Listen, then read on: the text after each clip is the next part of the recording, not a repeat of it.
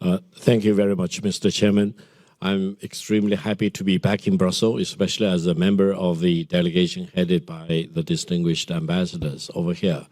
Allow me to make several brief points. The first point I want to make is that I suspect that if mankind 100 years later look back at today, either today's forum or today's global situation, they may actually conclude that we are at a major turning point in human history. Why? Because Mr. Donald Trump and his team are pledging a revolution against the United States. They want to do all kinds of revolutionary things about the Pentagon, about the civil service, cutting lots of federal employees, etc., and do major revolution to the ways, how things are done in the United States. And, of course, Donald Trump wants to do this MAGA again in a more intensified form. As being educated in New Haven for 4 years, I always cannot understand what exactly this MAGA means. Because to me, I always thought the United States was great. So I thought maybe Donald Trump meant to make America greater again, rather than great again. I would say the United States is a great country. It has its own shortcomings, of course. But allow me to make a very important proposal today in my own capacity.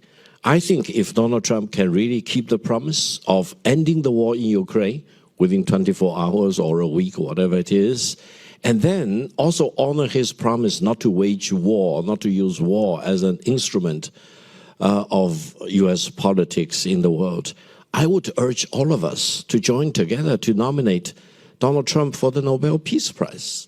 Really, I'm serious. If the United States for the coming 4 years will refrain from using war and using peaceful means to solve whatever problems there are, they may be high-handed, they may manhandle many countries, etc., but no war by the United States for the 4 years to come, and ending the war in Ukraine should be a major achievement. So that's my proposal, and I hope we will be closely watch the situation and do accordingly, depending on Mr. Trump's performance in the coming 4 years. Now, we talked a lot about maybe the collapse of the liberal democracy, for example, and the EU need to revise or revamp its own roadmap, etc. Allow me to share with you what has been with me for all these years. And I used to work for Deng Xiaoping, the paramount leader of China. He always said, don't argue, don't split your ideological hair. And China split a lot of ideological hair. By the end of the 1978, China was locked up in a very big ideological box. China debated among themselves against each other and concluded that whatever socialist must be good, whatever capitalist must be bad. But then if you look at China's economic performance with the Europeans, for example, or the Japanese or the Americans, then you should conclude otherwise, because China's economy was not doing very good. Therefore, Deng Xiaoping came up with this one, and I want to share this with you, with all the Europeans here. Deng Xiaoping said, development is the hard truth. Now, don't engage in ideological hair-splitting with each other. You work and you achieve. You develop your economy. And I think that is what China has been doing ever since 1978. The Chinese people, my people, work so hard. When we see Europeans demonstrate or boycott or strike, etc., in China, most of the people worry that if they do not work long enough, they want to work beyond the 8 hours or in the weekend, during the holidays, etc. And this kind of hard-working spirit is really the driving force behind China's fundamental transformation. I hope between now and January the 20th, 2025, you think it's impossible, it's a miracle, China and EU scramble into action and get this CAI signed up. Really, we cannot wait anymore. Let me share with you why. I'm afraid that when Donald Trump becomes the president on January the 20th, he and his team may do whatever they can at their disposal to prevent China and EU to talk about CAI. So I think we need to scramble into action. You may say, this is impossible, mission impossible, we do not have enough time, and in EU we have enough, for example, resistance against this kind of China-EU cooperation.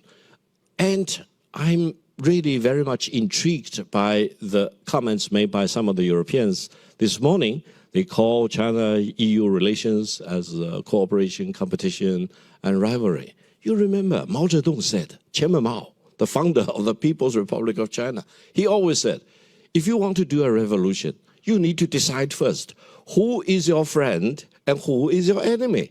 If you do not get these very important things right, holy cow, your revolution will end up with a disaster. So I hope I can use this opportunity to again appeal to my European friends. China is not an enemy of Europe.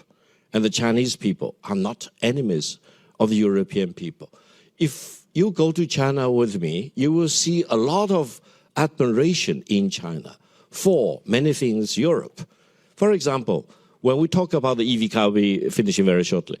EV car, Germany helped China a great deal in the 1980s to transfer technologies and capital to help China's automobile industry, the fuel car industry. Now, I think, rather than EU and China get at each other's jugular, we need to work out something so that China and Europe, China and German companies, for example, can really cooperate. We can use almost the same method. That is, in the early 1980s, the German companies came up with money, technology, etc. The Chinese company, mostly Chinese local government, provided land. They provided labor force, for example. They provided training, etc. And by now, China's production is more than 30 million automobiles a year for 2023. You never see such a large number in human history. One single country producing 30 million cars plus. And now there is a revolution. This EV revolution is really shaking up the world.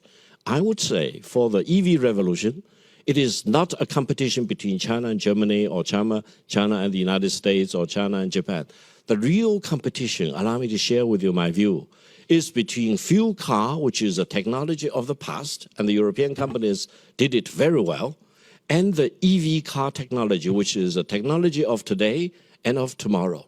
Because EV car has a completely different ecosystem which can be seamlessly integrated with the digital world, with the AI world.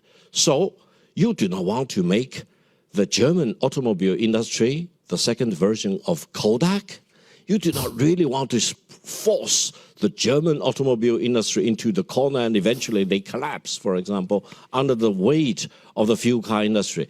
Finally, allow me to mention another final point. I think from the Chinese perspective, we are very much grieved by the European eagerness to put sanctions on Chinese EV car. Why? Because I'm very much aware of this. I was partially participating in this. About 12 years ago or 13 years ago, China made a major decision to bet on the EV car revolution. But at that time, there was no assurance that China's bet would be successful. You can bet a huge amount of money and eventually you end up with a disaster. But China's bet on the EV was very much driven by China's commitment to fight against the consequences of the climate change. It's China's very important way to cut down emission, for example. And now, when I walk around in Europe, few European friends say, China, you did very well in coming up with a EV car because it really helps mankind as a whole to reduce the carbon emission. Let's call a spade a spade. Don't weaponize this EV trade or EV car. And I will be the happiest person if, for example, one day China and Europe, be with Germany or France or Italy or other countries, we really figure out a new way of doing business.